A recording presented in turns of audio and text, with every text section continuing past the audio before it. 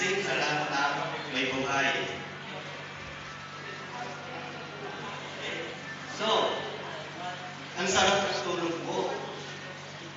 Tapos hindi mo alam, lumapot na yung dugo mo. Tapos kinabukasan, hindi ka nagising. Anong tawag po doon? Pinangungot daw. Pangungot daw po. Pero ang totoo, nag-shock na. Yung circulation ng blood niya, hindi na ang pinaka-ano po kasi natin yung gusto eh. Diba? Pinaka-injection pa. Ngayon, hindi na nag-distribute. Ang sarap ng tulog mo. Yung wala, guling-gilig mo na. Pero wala na. Okay. So, napakahalaga niya.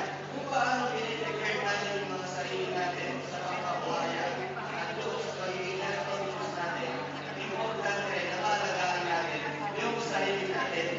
Tama ba? Opo, kasi iisa lang ang buhay. Okay. So, ito po yan.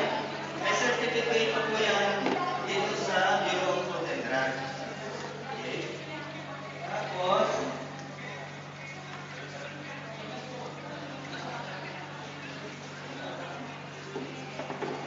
pinatutuhanan po yan ni Dr. Ladislao Chichonko, Dr. Edgar Salud.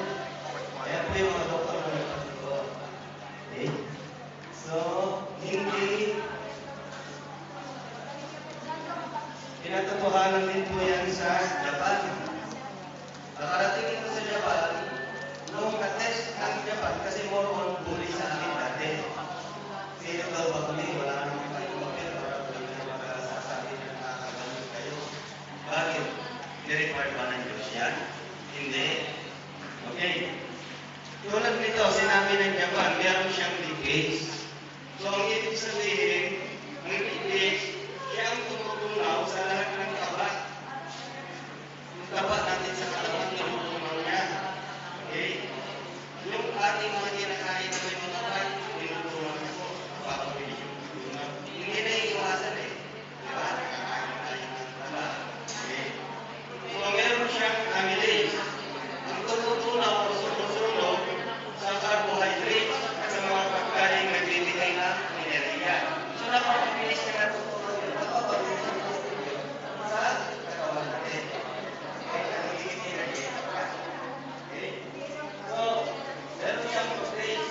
Ito yung tumutunan sa protina para mabilis na natutunan sa katawan natin. Meron siyang cellulose. Tumutunan sa cellulite natin. Sa Japan po Narizon. Ano nga bang minerals meron siya? Meron po itong magnesium. Ang ganda niya sa nagkakailan. Meron po itong calcium. May potassium.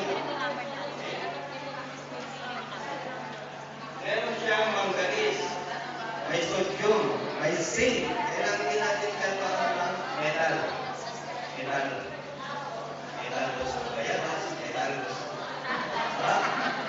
Kailangan din ng a little amount of metal sa katawan natin. Kaya meron siyang zinc. Meron siyang copper. Meron siyang iron. Okay? Ngayon, ano-ano nga ba ang nagagawa ng calcium sa katawan? Kailangan po ang isa-isa ito. Pwede natin research. So, yung calcium from heart palpitation, insomnia, muscle cramps,